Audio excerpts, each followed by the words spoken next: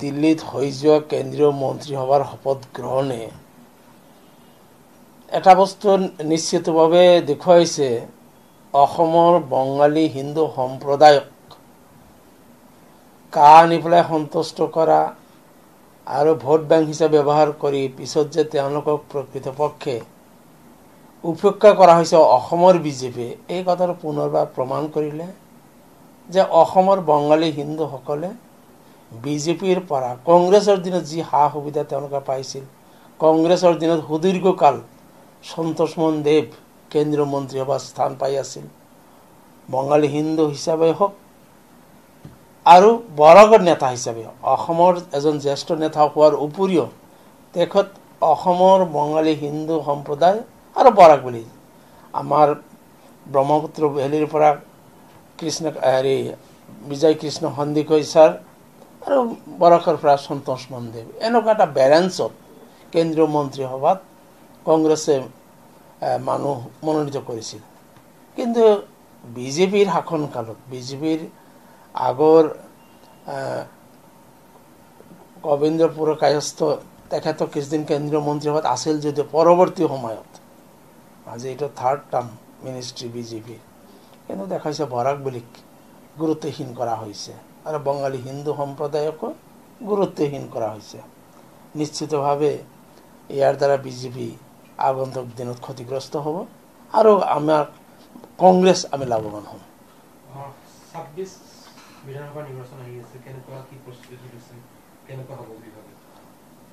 26 নিৰ্বাচন ফলাফল অনুমান কৰিব পৰাকৈ যোৱা আমাৰ যিটো লোকসভা নিৰ্বাচনৰ ফলাফল এটা ইণ্ডিকেশ্যন দিছে, এটা ট্ৰেণ্ডৰ ইণ্ডিকেশ্যন দিছে যে 26 বিধানসভা নিৰ্বাচনৰ ফলাফল কি হ'ব।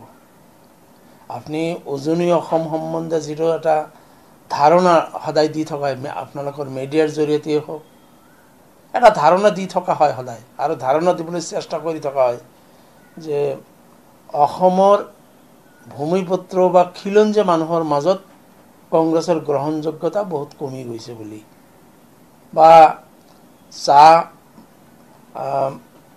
মজদুৰ বা চাহ শ্ৰমিকসকলৰ মাজত বা সেই সম্প্ৰদায়ৰ মাজত কংগ্ৰেছ বহু পৰিমাণে কংগ্ৰেছৰ জনপ্ৰিয়তা হ্ৰাস পাইছে বুলি যি ধাৰণা সদায় দি থাকিব বিচৰা হৈছিল, এই নিৰ্বাচনৰ ফলাফলে সেই সমস্ত ধাৰণা অৱসান ঘটাই এই প্ৰত্যেকটো সমষ্টিত কংগ্ৰেছৰ যে যথেষ্ট পৰিমাণে উত্থান হৈছে, কংগ্ৰেছৰ পক্ষত যে যথেষ্ট ভোট দিছে, অকল ভোট দিয়াই নহয় 10টা সমষ্টিৰে সামৰা যোৰহাট লোকসভাত গৌৰৱ গগৈ জিকাৰ উপৰি 9টা বিধানসভা সমষ্টিত তাতে কংগ্ৰেছক লিড দিছে, মাজুলী বাদে বাকী 9টা সমষ্টিত কংগ্ৰেছে লিড দিছে। এইটো এটা ইণ্ডিকেশ্যন যে ভূমিপুত্ৰ খিলঞ্জীয়াসকলৰ মাজত কংগ্ৰেছ দলৰ যিটো গ্ৰহণযোগ্যতা আগৰ যি গ্ৰহণযোগ্যতা সেই গ্ৰহণযোগ্যতা পুনৰ প্ৰতিষ্ঠা হৈ আছে। ভূপেন বৰা ডাঙৰীয়াৰ নেতৃত্বত অসমত তেখেত দেৱব্ৰত শইকীয়া, গৌৰৱ গগৈ, প্ৰদ্যুৎ বৰদলৈ আৰু ৰকিবুল হুছেইন সকলোৰে সহযোগত কংগ্ৰেছে অসমৰ সকলো জাতি জনগোষ্ঠী সকলো অঞ্চলতে তেওঁলোকৰ পূৰ্বৰ যি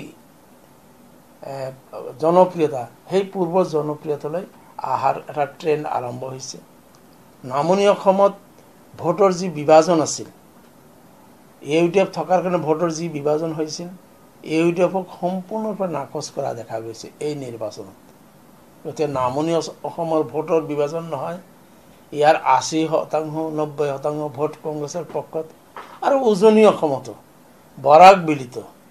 আমাৰ বৰাক বিলিত কংগ্ৰেছৰ উত্থান হৈছে, পূৰ্বৰ যি স্থান সেই স্থানলৈ আহিব ধৰিছে।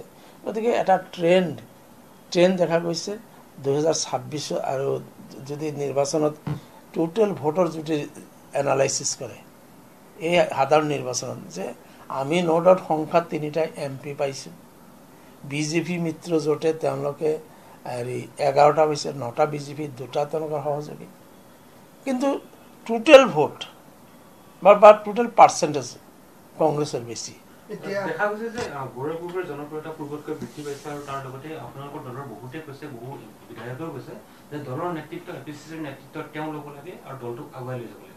তেনেকুৱা কথা অহা নাই। এইটো আপোনালোকে মিডিয়াৰ সৃষ্টি, মিডিয়াৰ আপোনালোকে বহুত সময়ত চৰকাৰী পক্ষৰ পৰামৰ্শ মতেই হওক বা তেওঁলোকৰ প্ৰভাৱত কংগ্ৰেছ নেতৃত্বৰ মাজত বিভাজন সৃষ্টি কৰাৰ কাৰণে আপোনালোকে চেষ্টা কৰে, কিন্তু আপোনালোকে এইটো ফলপ্ৰসূ হ'ব নোৱাৰিব। কাৰণ চৰকাৰী পক্ষৰ যি অভিপ্ৰায়, আপোনালোকৰ জৰিয়তে যি অভিপ্ৰায় সদায় আনি থাকে, কংগ্ৰেছ দলৰ নেতৃত্ব এই সম্পৰ্কে যথেষ্ট সতৰ্ক। কংগ্ৰেছৰ অসমৰ লিডাৰশ্বিপ ফুল্লি ইউনাইটেড আৰু তেওঁলোকে ইউনাইটেড ফাইট দি আছে ভূপেন বৰাৰ নেতৃত্বত। দেখা গৈছে যে বিধায়ক মৃণাল শইকীয়াই কৈছে যে যি উজনি অসম আৰু নামনি অসমৰ বহু বিতৰ্কৰ কথা ক'লে, তেওঁ কৈছে যে উজনি অসমৰ মানুহখিনি স্বাভিমান, নামনি অসম উজনি অসমহে চলি আছে। আপোনাৰ কি মতামত? মৃণাল শইকীয়া ডাঙৰীয়াৰ এই কেইদিনৰ কেইটামান বক্তব্য কিছুমান সমৰ্থনযোগ্য, কিছুমান কিন্তু সমৰ্থনযোগ্য নহয়।